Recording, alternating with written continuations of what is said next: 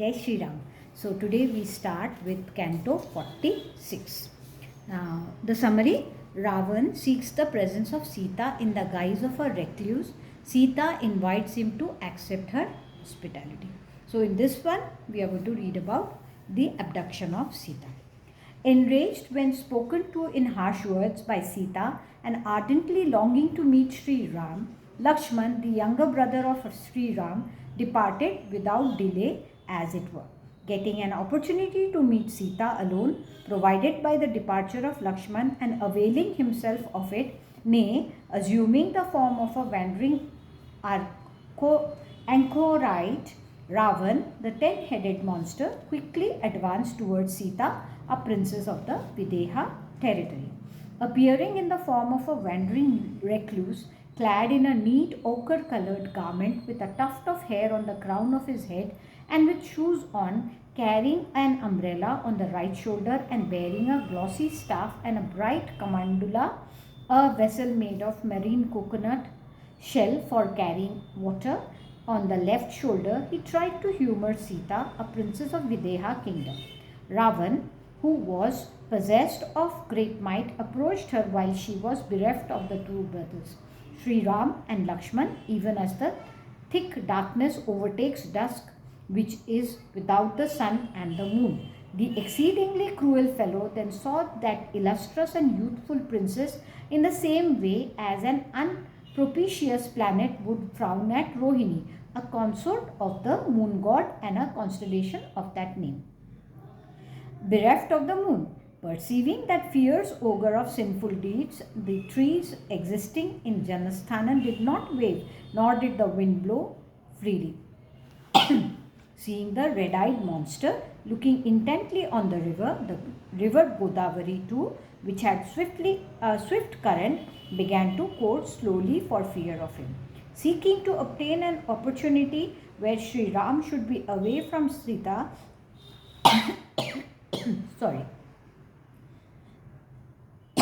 Ravan, the 10-headed monster, sought the presence of Sita, a princess of the Videha territory, in the guise of a wandering mendicant during the absence of Sri Ram.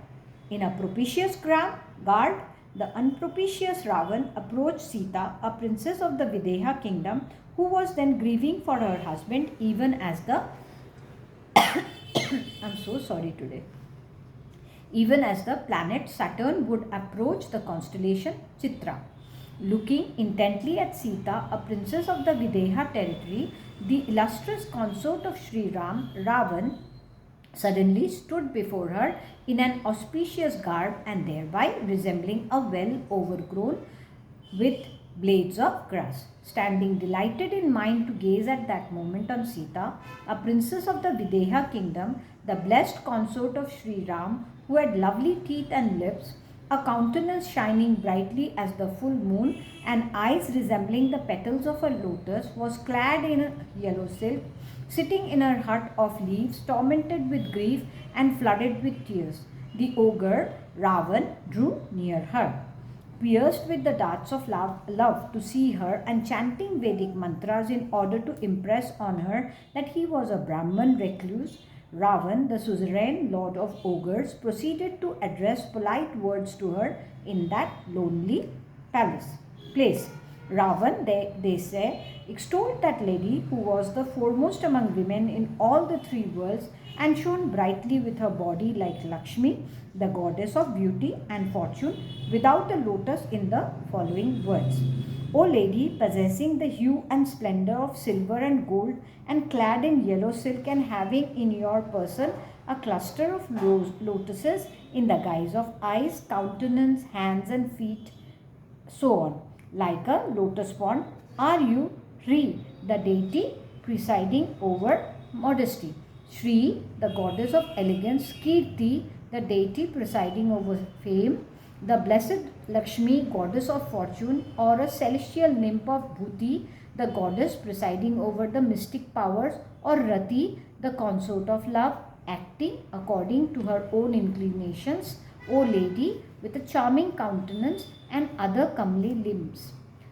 How even smooth and white are your teeth, with their surface resembling jasmine buds and how large and fair are your eyes, red at the end with dark pupils.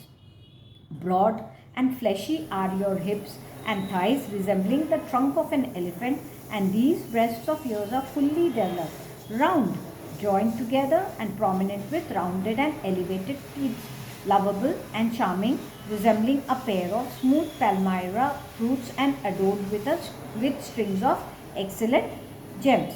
O playful and charming lady with sweet smiles, shapely teeth, and lovely eyes, you steal away my heart even as a river washes away its banks with its current.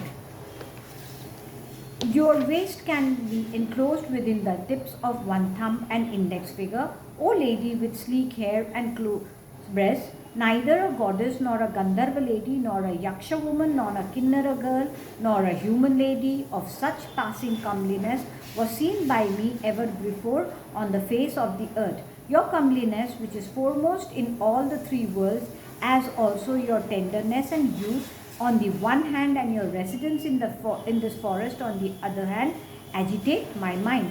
As such, depart from this place. May prosperity attend on you. You ought no longer to stay here. This forest is the home of fierce ogres capable of assuming any form at will. The charming topmost stories of palaces, as well as prosperous cities and sweet-smelling gardens, alone are fit to be occupied and frequented by you.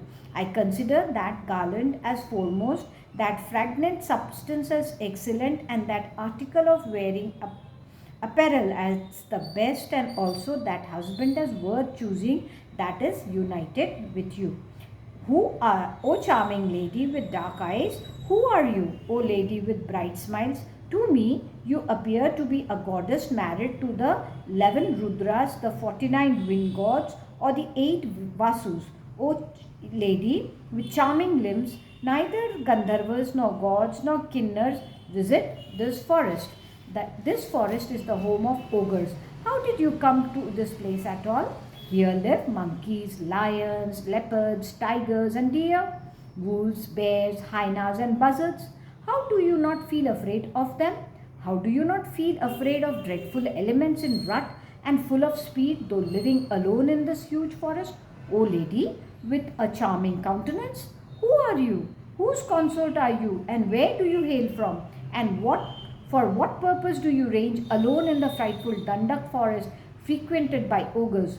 O blessed one, eulogized as above by the swindler Ravan, and actually seeing the aforesaid Ravan come in the garb of a Brahman, Sita, the princess of Mithila, adored him with all honors due to an unexpected guest. Having offered him a seat first and tended upon him with water to wash his feet with, she then said to Ravan, of gentle aspects only this, cooked food is ready. Perceiving him arrive without previous notice in the garb of a Brahman, carrying a water pot made of marine coconut shell and clad in saffron-colored robes, and unworthy of neglect because of her having perceived the marks of a Brahman on his person, Sita invited him in the following words to dinner as a Brahman, since he had come dressed as such. Here is a seat of green grass, O Brahman. Let yourself be seated at will on it. Also, let this water to wash your feet with be accepted. And here is excellent produce of the forest dressed for you. This may be partaken of you on this very spot at ease. Being invited to dine in the aforesaid words, and closely observing Queen Sita, the princess of Mithila, who had uttered the full formula with which a guest is invited to dine, Ravan fully and resolutely made up his mind to carry her away by force and thereby to bring about his own death. Then, looking out for her neatly dressed husband, who had gone a-hunting with Lakshman, and casting her eyes round, Sita only saw at that moment that vast green forest, but not Sri Ram and Lakshman.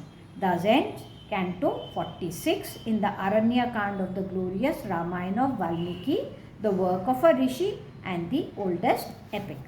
Jai Shri Ram.